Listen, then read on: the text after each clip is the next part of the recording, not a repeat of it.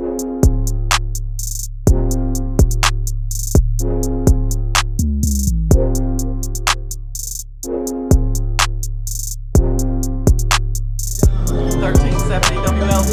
going to start the interview with Bobby Rush with his new single, and we're going to go to the interview in just a few.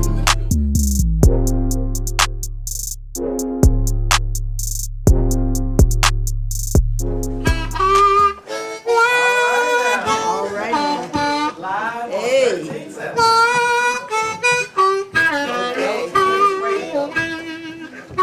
Bobby Rush.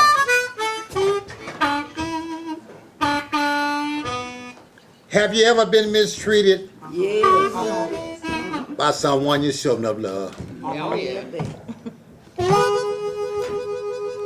Tap your foot now. All right now. Have you ever been mistreated by someone you shouldn't have loved?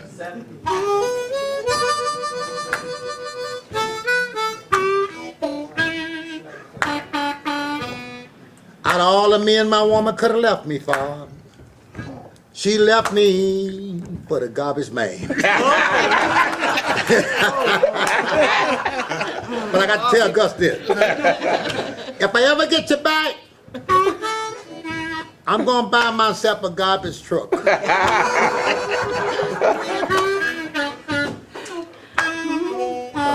If I ever get my woman back,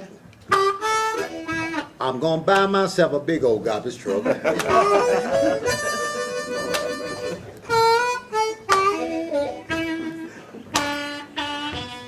When my garbage can't get full, I'm going to take it and dump it way, way out in the woods.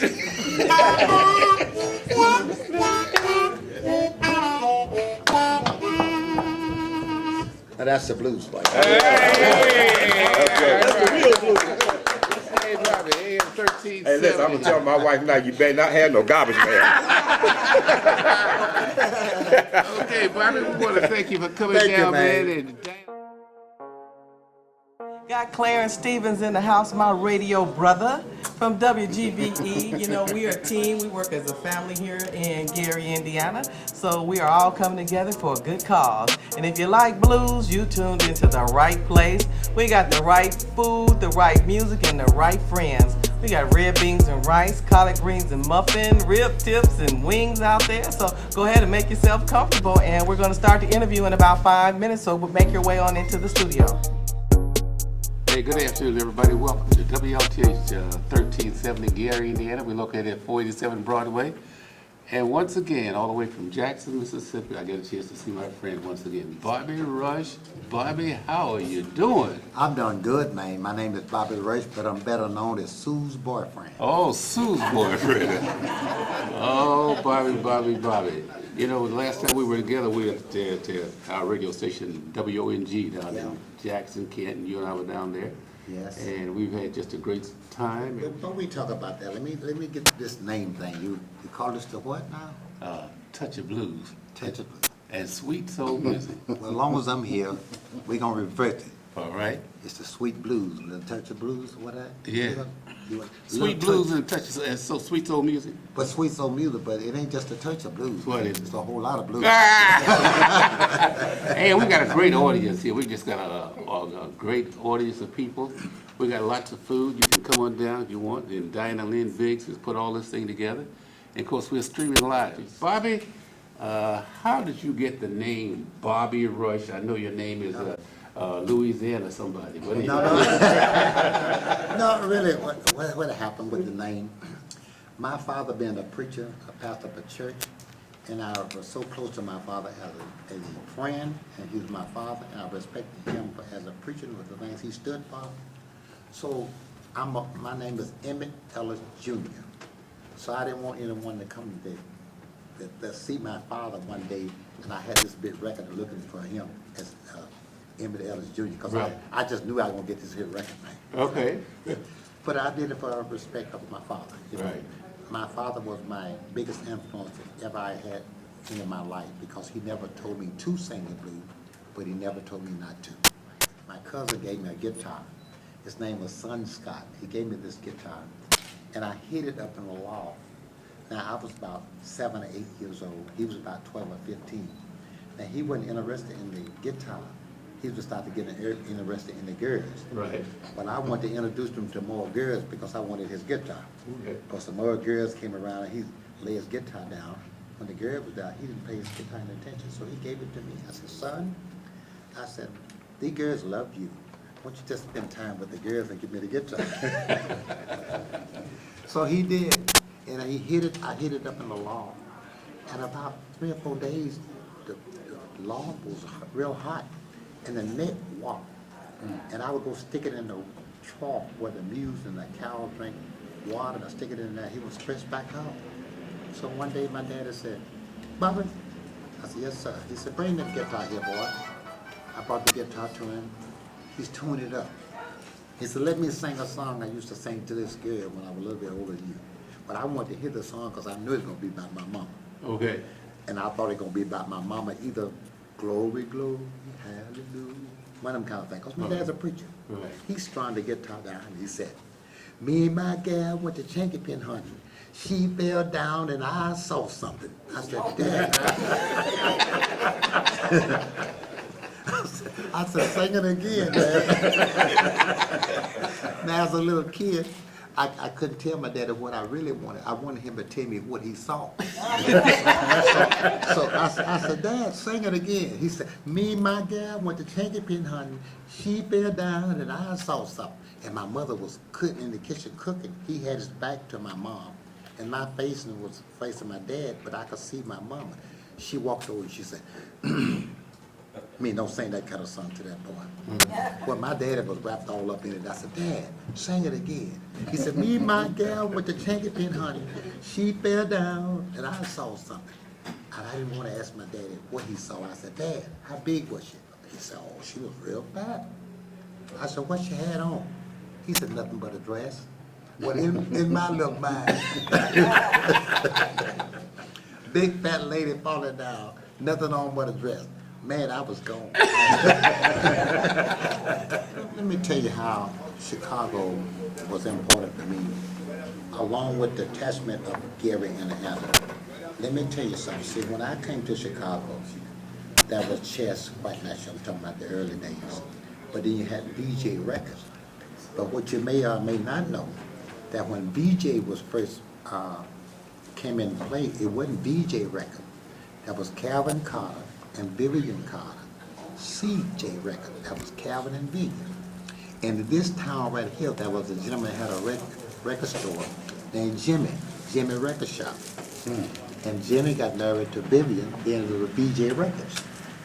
And that's how VJ Records got in place.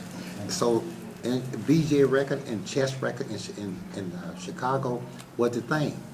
But then in Gary and Anna, the record shops and the steel mills were the thing. Okay. You know, in this street, what you got this radio station sitting on now, I remember 55 or 60 years ago when you come here, people walking down the street and doing it. I mean, you could just like State and Madison in Chicago. When I come in today, I was so uplifted in my heart, and to see this street, see you got the station where I used to walk by as a kid, and see all of this coming back. How good did that make you feel?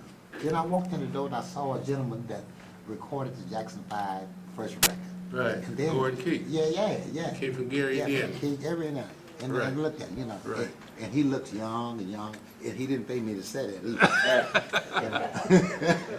And I just real good. So the record road in Chicago was a thing that it kept me going because that was the place to go.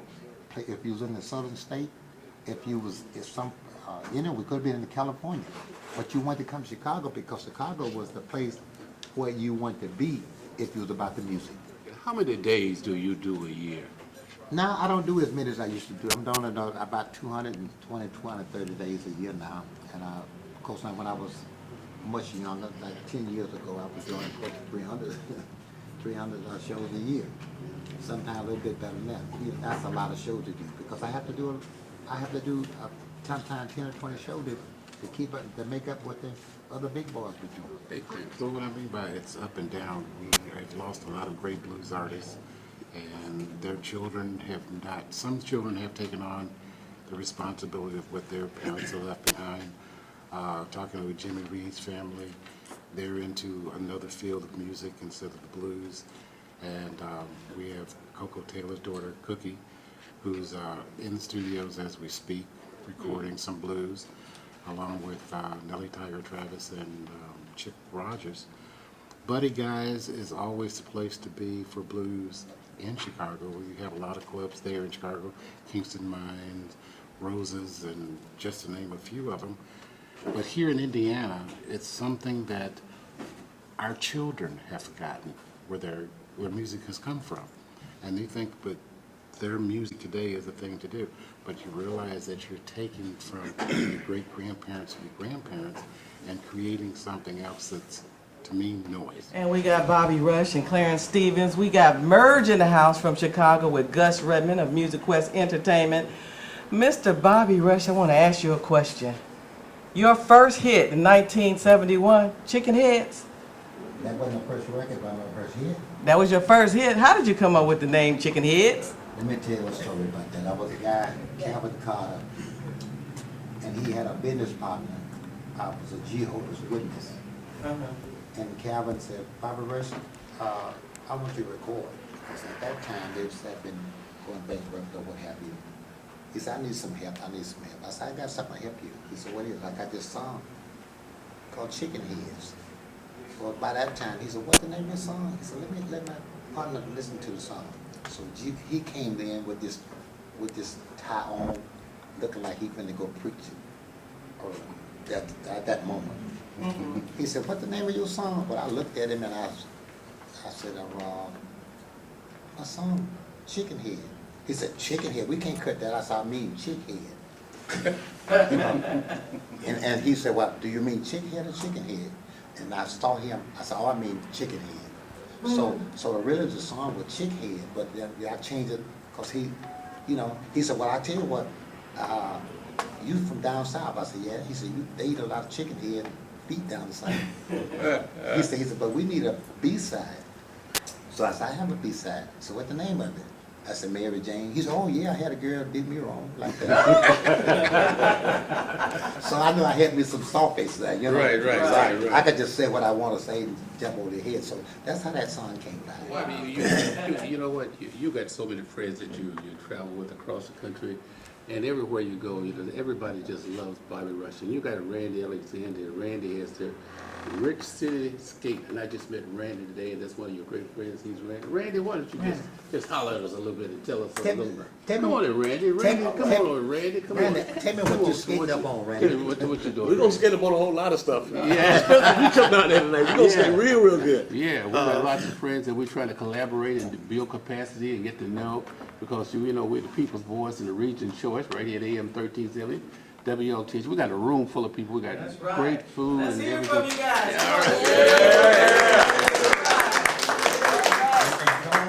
If you're not full, come on out and get full. And if you're too hungry, well, stay a little longer. We'll fix that up too. Randy, so you're located at, where are you located? Just tell the people in Gary about it. It's 4645 Salt Trail, Rich City Skate. We always call it the upscale place to skate. It's probably the largest skating rink in the Chicagoland area. They have the largest skate floor, the best skate floor, probably the best music. I gotta say the best because it's mine. We gotta keep it real, keep it on the 100. But it's a great place to skate. I think if the people from Gary and all the other people that can hear me out there, you guys ought to come out on a Friday night when we have the old school Friday nights. That's my night, old school. Old Yes, school sir. Friday. Yes, sir. Trying to recruit me to be the old school DJ. Oh, well, That's right. She know it. Hey, fair exchange is not Robert. That's right. That's right. She was jamming it. The Okay. people like to hear good old school music. Okay. So that's what we do on a Friday night. Monday night we got the new school stuff. That's for the young folks. They can come out and do their thing. They got more energy. Okay. But Saturday and Sundays it's for the families. Hey, Randy, we want to say right. thank you for coming by and promoting the skating rink. And we hope that we can continue to do something with you. We got a guy from Chicago, Gus Redness, too. Yes. Hey, Gus, come on. Gus been around long as almost like dirt. When we let our listening audience know that you were coming to Gary, Indiana, Yes. they kept calling, going, for real? You mean live or on the phone? We like, for real. They said, well, we want him to tell us about the chitlin circuit. Yeah. What is the chitlin circuit? Let me tell you something that I never told on radio. And I didn't tell it because I didn't want to step on some people's toes who talked about the chitlin circuit. But let me tell you something, a little 80-year-old man tell you that what is Who is that? chitlin. That's me. Oh, okay, I was just wondering. The chitlin circuit come from when I was working in Argo, Illinois in 1951. When they didn't pay us any money. They would see up until 1947 or 48. Now check this on the record. You could go to the slaughterhouse and they would give you the pig feet and the chitlin. And they would take it to the clubs and get entertainers to play and they would feed them chitlins. Oh. And that was the chitlin circuit. Oh. Then people started writing about it and it got real fancy about it. Right. And because they started selling the chitlins, what have you.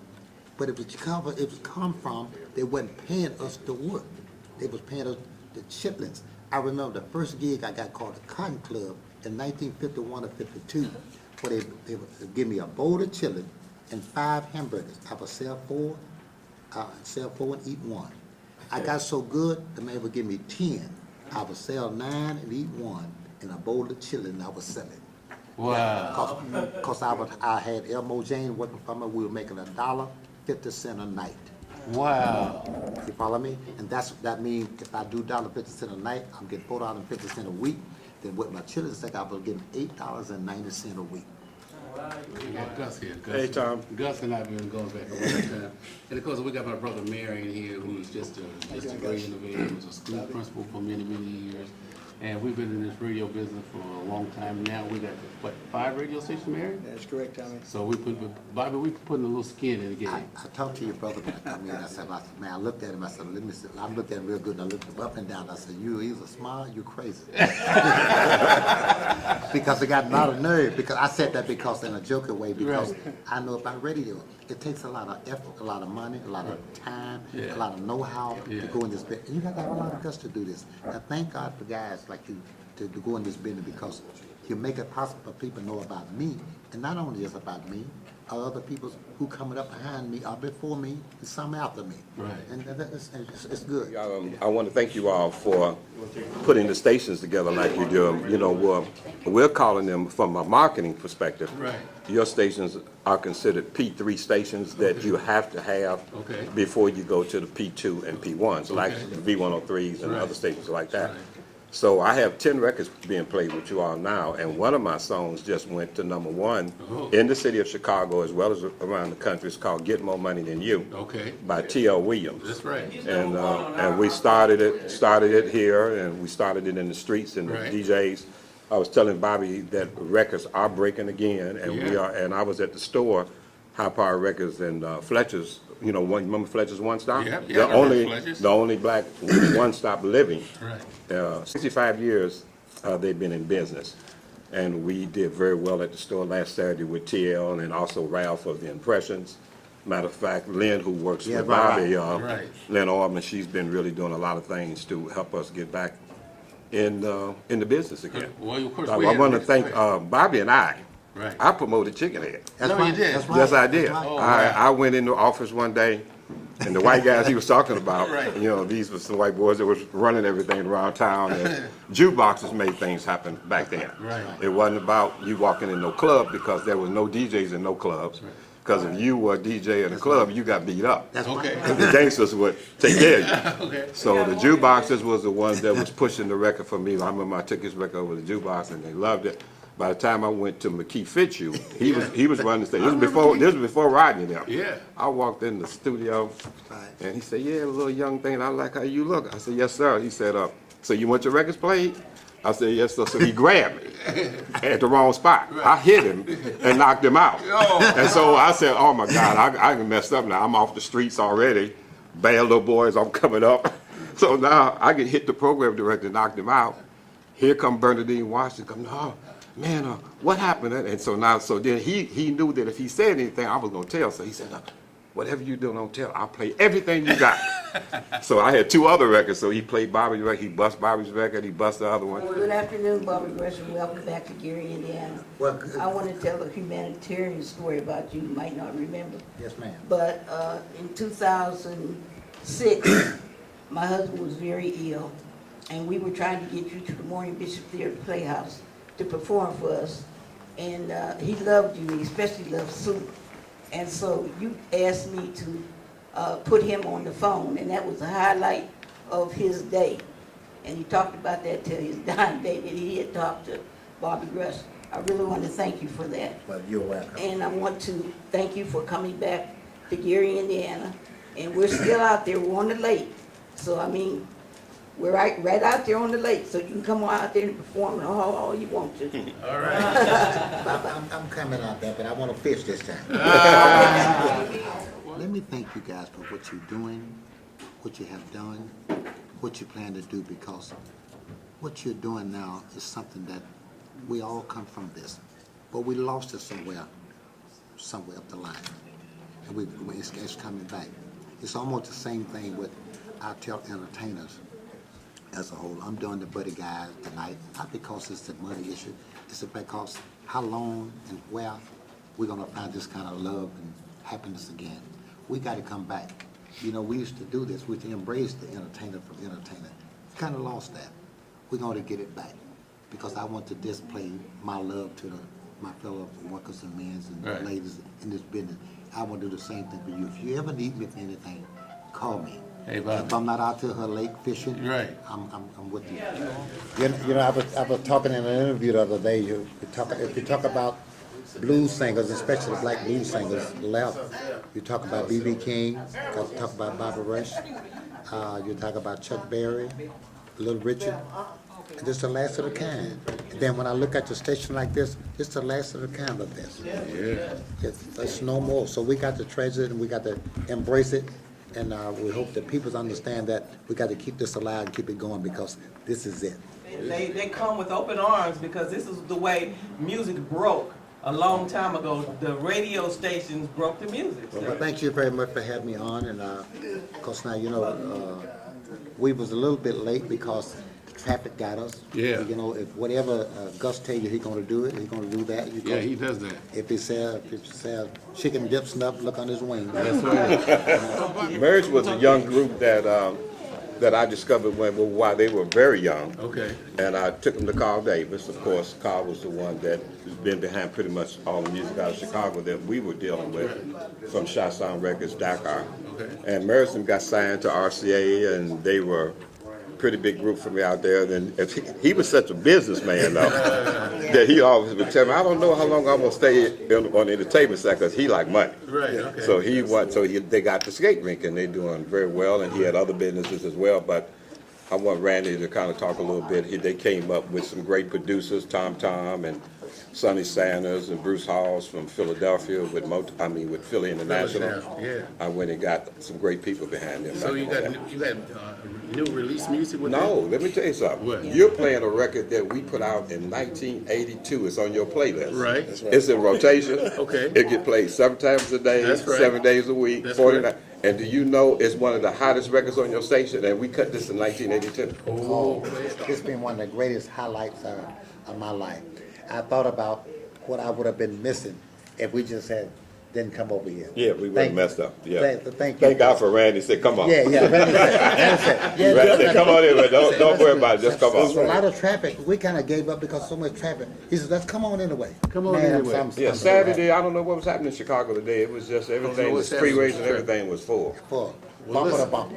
All right. Listen, All right, well, it's been a great one. boys. Bobby, there's a lot of people out there who want to get your autograph. Autograph. and Yeah, he of wouldn't course, mind again. signing some autographs. We And appreciate we got it. him here, and of They've course, been we sitting had here these for for a long time. hours. Well, Yeah. And They still Now- coming in. They Thank still you. coming in. AM 1370, WLTH, Gary, Indiana, with Bobby Rush and Gus and Merge. Murray and everybody. Thanks what- for coming down. Bobby? where's the young lady was behind me? Just David. Pretty lady, Yeah. pretty lady, yeah.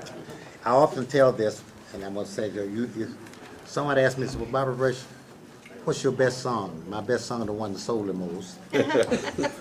Someone said, well, what the worst thing ever happened to you? I want to tell this because Gus is my friend. I'm going to tell him this today. Like this. All right now. Live Hey. on 13/7.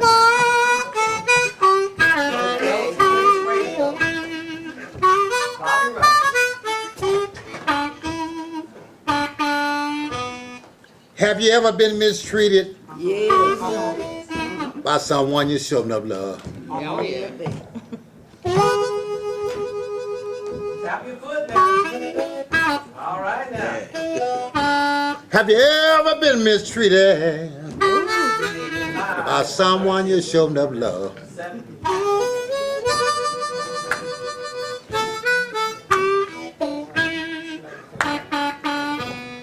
Out of all the men my woman could have left me for, she left me for the garbage man.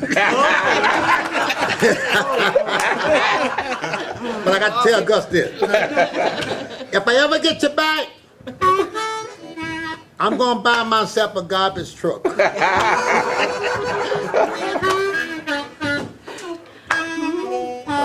If I ever get my woman back, I'm gonna buy myself a big old garbage truck.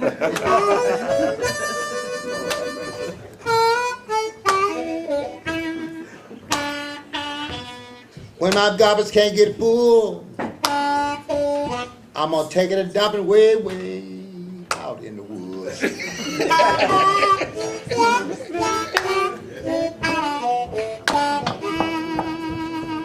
Now that's the blues right there. Hey, Bobby, AM 13. Hey, listen, I'm gonna tell my wife now, you better not have no garbage man.